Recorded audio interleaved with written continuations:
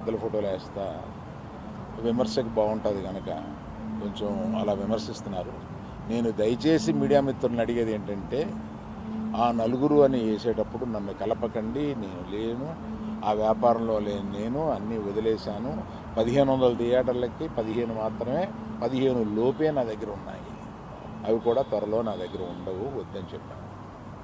అది ప్రథమంగా మీకు అందరికీ చెప్పడం కోసం ఈ మీటింగ్ పెట్టాను. అది కాకుండా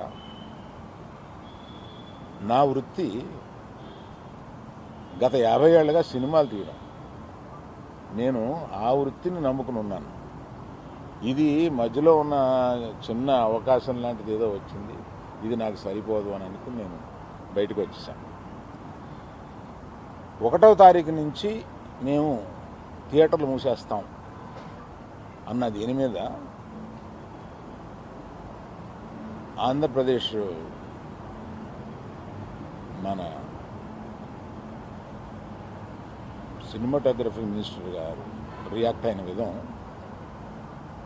చాలా సమంజసమైందని నేను ఫీల్ అవుతున్నాను. ఎందువల్లంటే నాకు కూడా మీరు ఆన్ రికార్డ్ చెప్తున్నాను, ఈ థియేటర్లకు సంబంధించిన ఏ మీటింగ్లోనూ నేను వెళ్ళలేదు. నేను కావాలని వెళ్ళలేదు, నాకు ఇష్టం లేదు.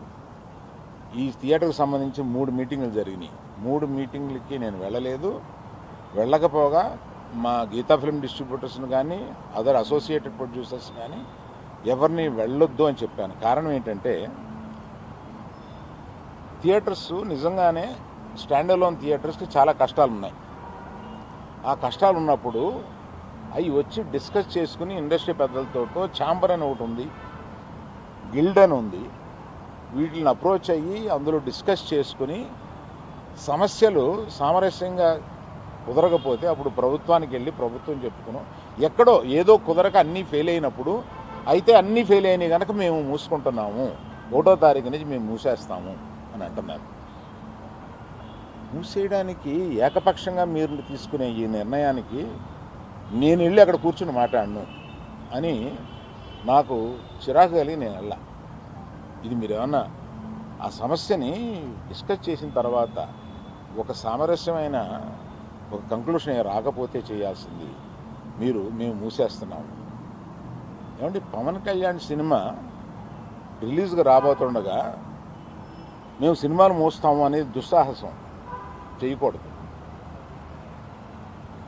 ఆ దుస్సాహసానికి మీరు ముందడుగు వేయకూడదు. అది పెద్దలు కానివ్వండి, చిన్నలు కానివ్వండి చెప్తున్నాను. ఎందుకంటే మన ఇండస్ట్రీ నుంచి వెళ్ళి మన ఇండస్ట్రీ నుంచి ఎవరు ఏది అడిగినా హెల్ప్ చేస్తున్న మనిషి ఆయన. ఆ రోజు మేము అశ్విని దత్ గారి కోసం కొద్దిమంది కలిపి వెళ్ళాం.